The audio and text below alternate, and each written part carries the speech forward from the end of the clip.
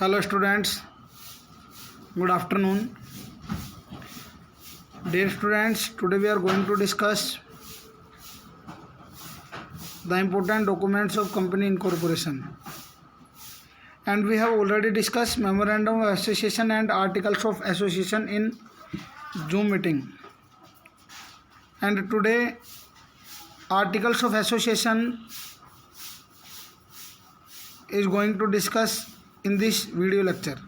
Okay, so let me discuss.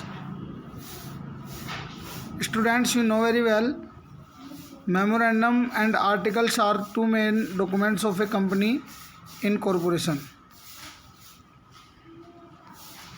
तो यहाँ पे आपको कंपनी इनकॉर्पोरेशन के लिए जो भी डॉक्यूमेंट्स रिक्वायर्ड हैं, उन डॉक्यूमेंट्स में आपको कौन कौन से हैं उनके बारे में हम बात करेंगे।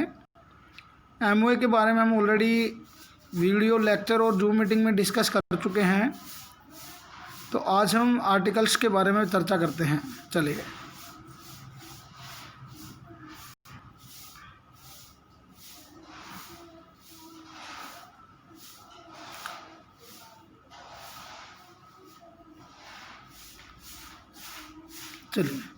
आर्टिकल्स ऑफ एसोसिएशन कंपनी के इंटरनल मैनेजमेंट के लिए जो डॉक्यूमेंट तैयार किया जाता है, इंटरनल मैनेजमेंट के लिए जो रूल्स एंड रेगुलेशंस बनाए जाते हैं, मैनेजमेंट गाइडलाइंस होती हैं, वो आर्टिकल्स ऑफ एसोसिएशन में लिखी जाती हैं। So students, the articles of association is a document containing the rules and regulations for internal management of a company. It is a subsidiary documents of the memorandum of association and hence cannot include any power prohibited by the MOA.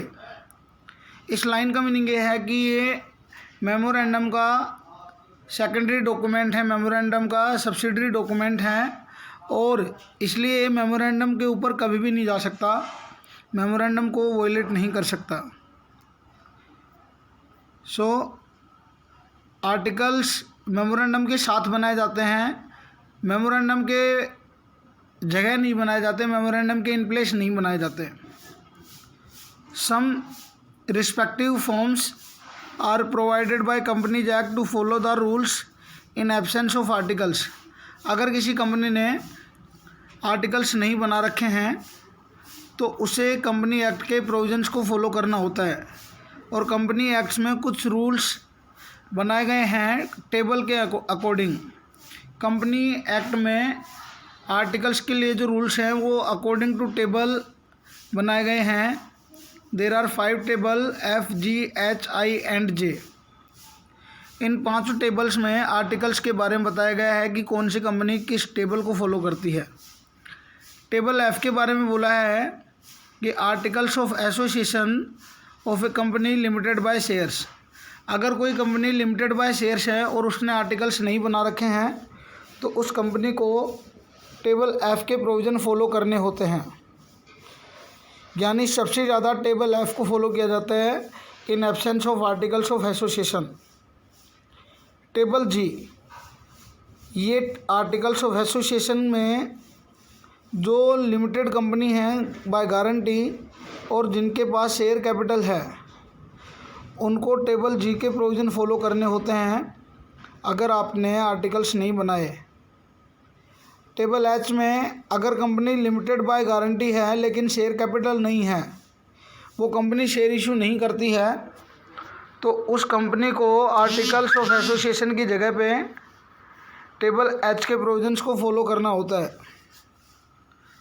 उसके बाद table I, articles of association for those companies which are unlimited companies, यानी जिन company की share capital, जिन company के share holders की liability unlimited होती है, उसके लिए टेबल I के प्रोविज़न फॉलो किए जाते हैं। Presently in India there is not any company having unlimited liability. India में अभी तक कोई भी कंपनी अनलिमिटेड लायबिलिटी वाली कंपनी नहीं है, तो टेबल I यहाँ पे फॉलो नहीं की जाती अभी फ़िलहाल।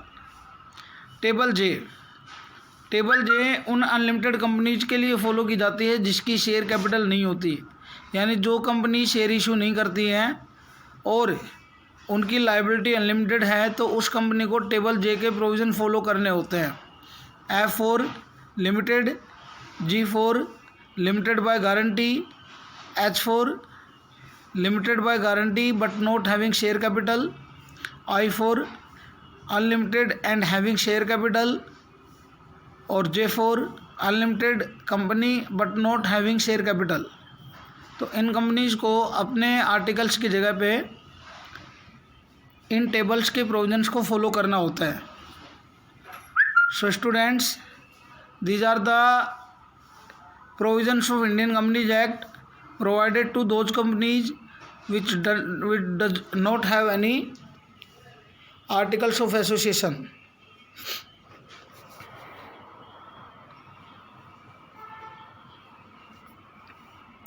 अब हम उन प्रोविजंस के बारे में बात करेंगे, उन मैटर्स के बारे में बात करेंगे जो आर्टिकल्स में एक कंपनी जनरली शामिल करती है। तो यहाँ पे लिखा हुआ है matters to be included in articles of association.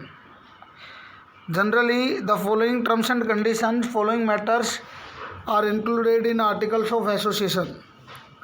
सबसे पहला, the amount of share capital with different class of shares. अगर एक कंपनी ने कई टाइप के शेयर इशू कर रखे हैं like equity as well as preference, तो उस कंपनी को बताना होगा कि कितने अमाउंट के कितने शेयर उन्होंने इशू कर रखे हैं। तो इसके बारे में हर कंपनी जानकारी देती है आर्टिकल्स के थ्रू।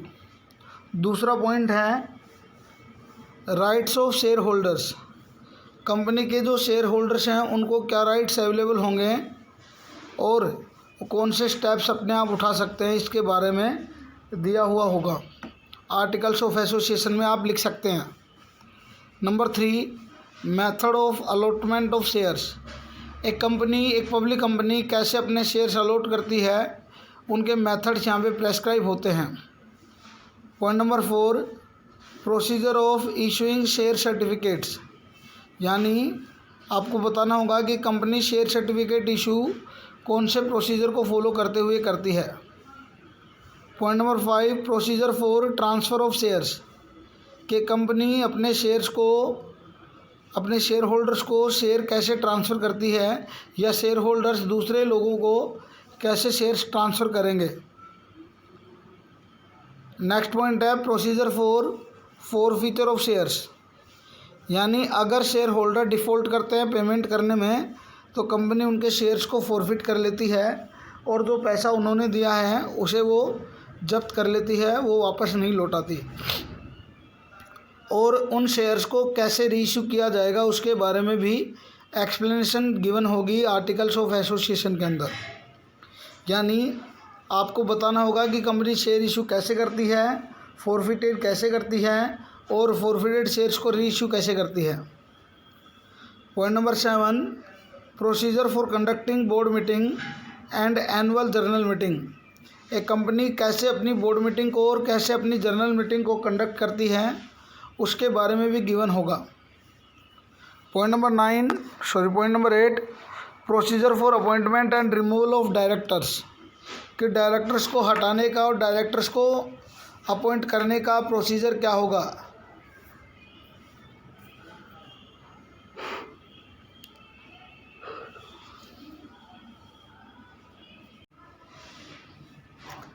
पॉइंट नंबर 8 है बेटा, procedure for conducting board meeting, procedure for appointment and removal of directors.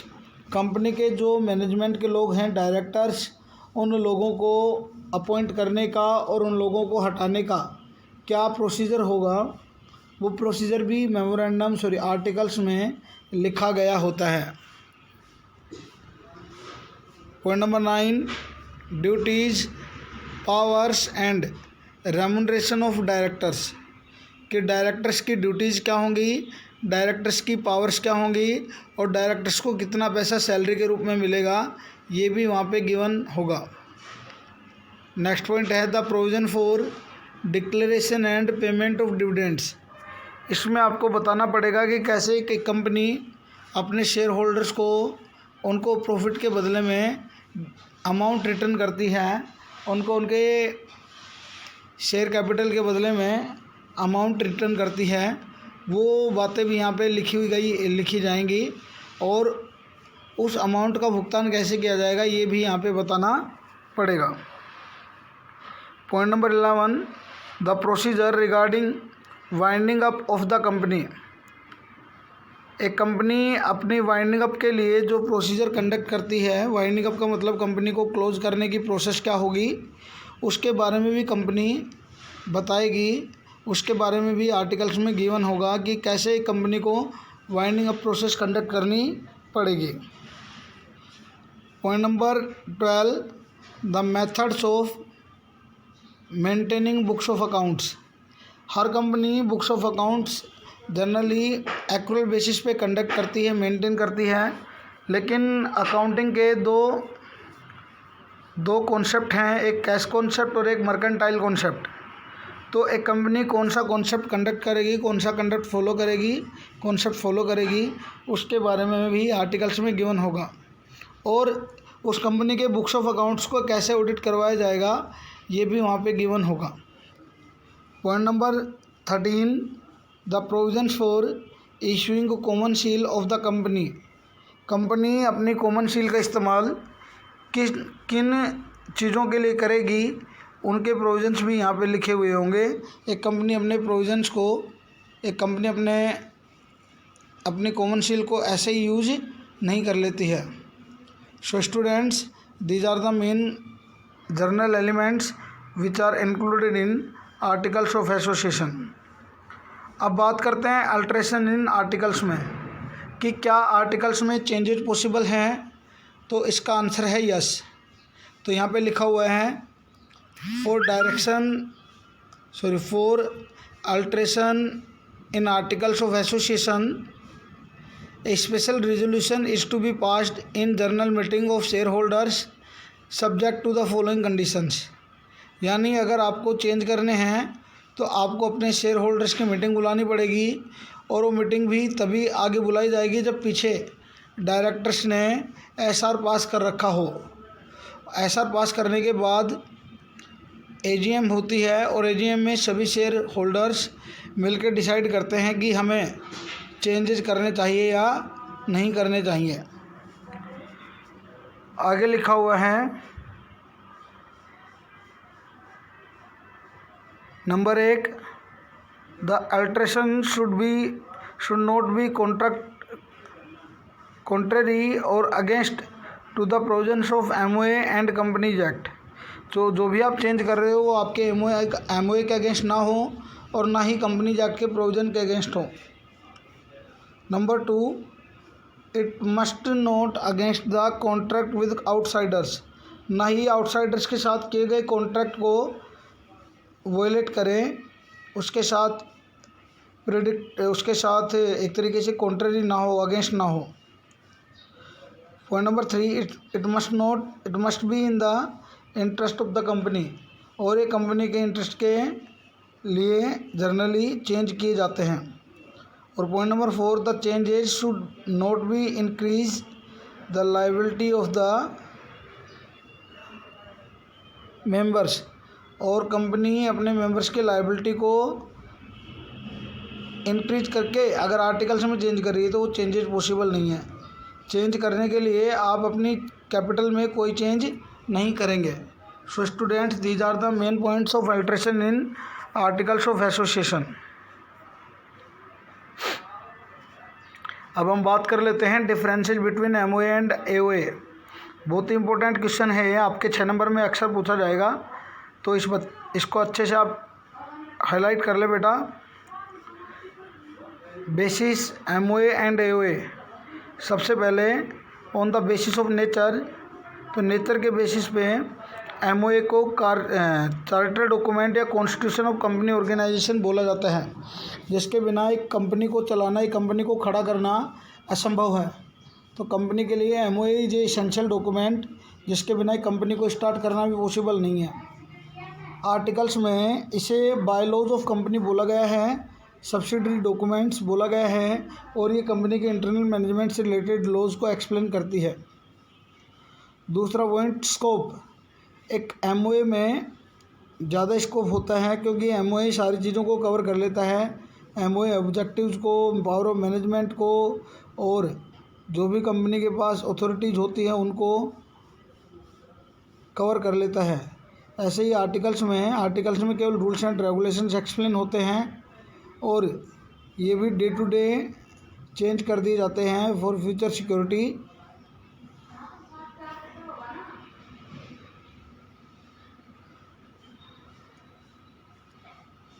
अब हम बात करेंगे स्टेटस की। एमओए का स्टेटस एक फंडामेंटल डॉक्यूमेंट्स की तरह होता है, जबकि एओए का जो स्टेटस है वो नॉन फंडामेंटल होता है। यानी यहाँ पे सब्सिडरी डॉक्यूमेंट्स बोला गया इसे। कंपल्जन, एमओए कंपल्सरी डॉक्यूमेंट है जबकि एओए एक ऑप्शनल डॉक्यूमेंट है। अगर एओए नहीं बना रखा तो टेबल एफ के प्रोविजन आप फॉलो कर सकते हैं। लीगल इफ़ेक्ट्स में जितने भी आपके ऊपर इम्पैक्ट आ रहे हैं ये एमओए के अगेंस्ट ना हो और ये ऐसे एग्रीमेंट ना हो जो एमओए को भी वायलेट कर रहे हों। यहाँ पे बोला है act done beyond articles can be rectified by share holders. अगर एओए में कोई गड़बड़ रह गई है तो इसको सही किया जा सकता है। Relationship, it shows relationship between company and outsiders. ये कंपनी और आउटसाइडर्स के बीच के रिलेशनशिप को एक्सप्लेन करती है, जबकि एओए एक ऐसे रिलेशनशिप को एक्सप्लेन करती है जो कंपनी और उसके मेंबर्स के बीच में होता है। अल्ट्रेशन, एमओए में अल्ट्रेशन पॉसिबल नहीं होते हैं और अगर आप अल्ट्रेशन करवाना चाहते हैं तो इसके लिए आपको मैंने पढ़ा रखा है। अल्ट्रेशन करवाने के लिए मोस्टली हर केस में आपको परमिशन लेनी पड़ती है सेंट्रल गवर्नमेंट की, जबकि एओए में alteration in outside is a easy and small process because special resolution is required for alteration in articles।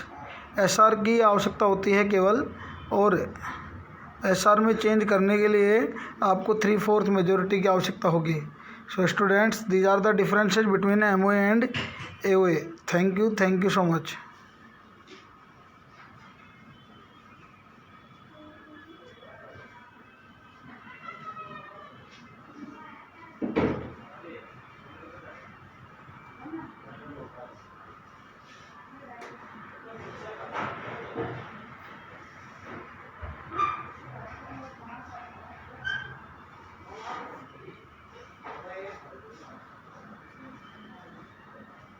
Hello students, good morning. पिछले